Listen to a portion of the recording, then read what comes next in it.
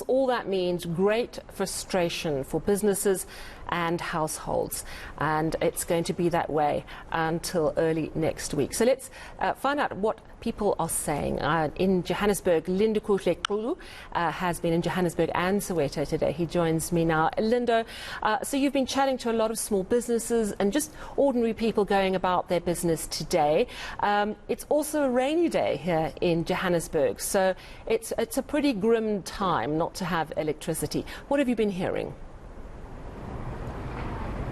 Well, Sally, you are right in saying we've been crisscrossing Johannesburg and we've been speaking to a variety of people about what is happening, stage 4 load shedding for all of us, the rest of the country. But in Johannesburg, we have been able to speak to businesses that are saying that when there was a State of the Nation address and when there was budgets, they were expecting to hear means to actually deal with the electricity crisis in South Africa. And they were quite disappointed to hear that we are back on stage 4. But what they are talking about is the money that they need to make means of in terms of coming up with plans of ensuring that in the midst of the darkness they are able to keep their doors open.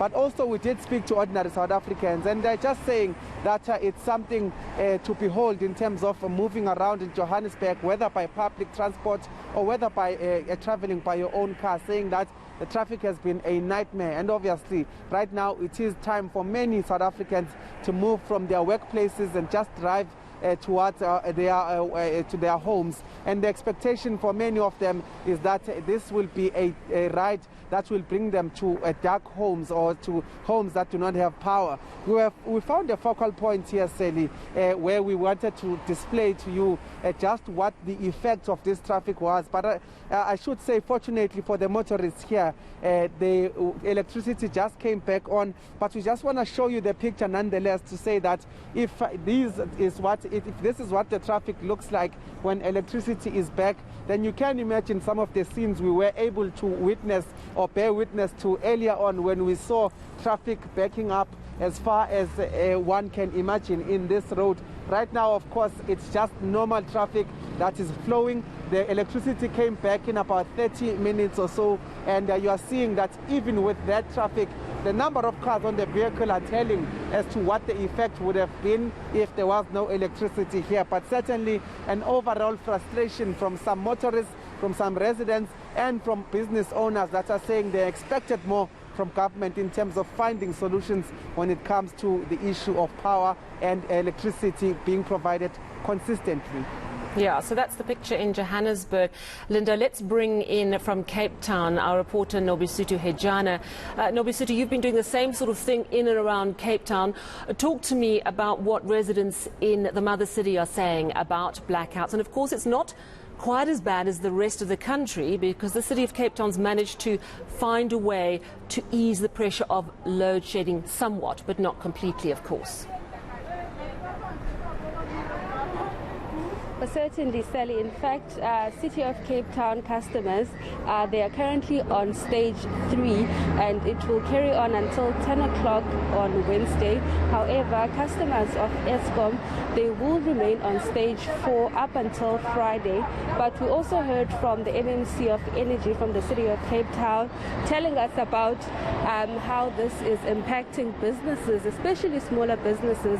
But we're currently here in Sea Point, where I'm sure behind me you can see currently there are cars due to load shedding, traffic lights are off, and we've also been seeing quite a number of shops here or stores closing down because of load shedding. The power left at about 4 o'clock this afternoon. We had attempted to go to a salon just to speak to them about them having to reschedule their appointments, but they could not because of the power that recently went out.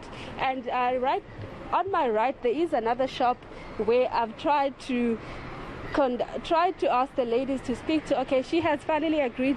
Ma'am, can you tell us about the impact of load shedding? Obviously the lights are out and the store remains open, but there's no one inside.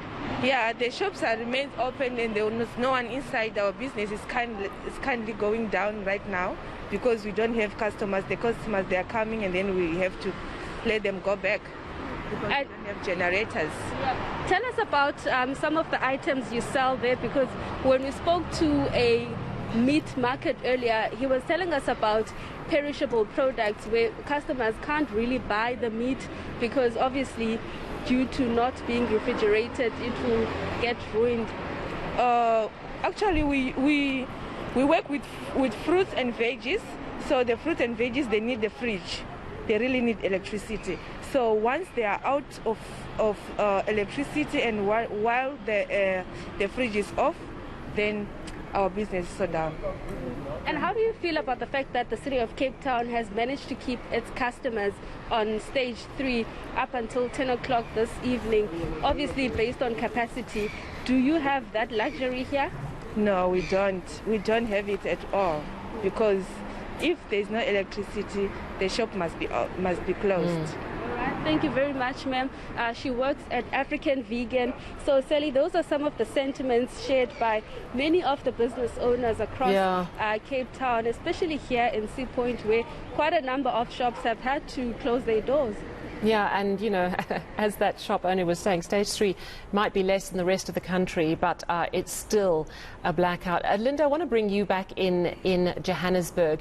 A lot of people have, because we've had load shedding for so many years, a lot of people have been able to buy a generator, perhaps to keep their small business going in some way. But the reality is, with our petrol price going up, and it's expected to go up even further because of what's happening in Ukraine, the cost of doing business is going to get increasingly expensive if you're running a generator.